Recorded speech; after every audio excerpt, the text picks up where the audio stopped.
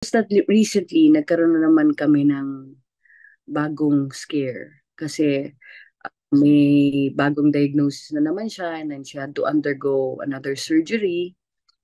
So yun, parang deja vu again.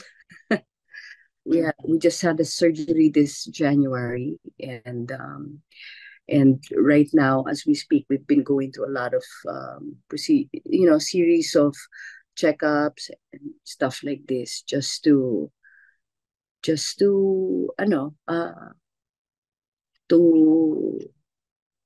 hopefully not for it not to repeat again.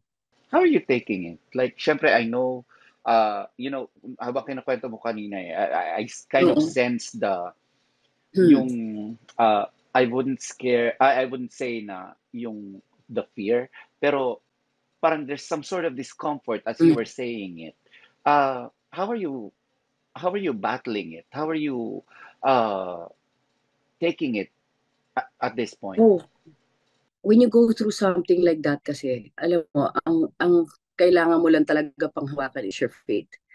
So that's all I've been doing. That's nothing more. You can't hold on to anything else but your faith. So that's what I have been focusing on and working on. No, we are all at the mercy of our Creator, right? I mean, we just have to count our blessings and just be grateful and just focus on your faith, nothing else. Because anytime he can say, sorry, but that's it.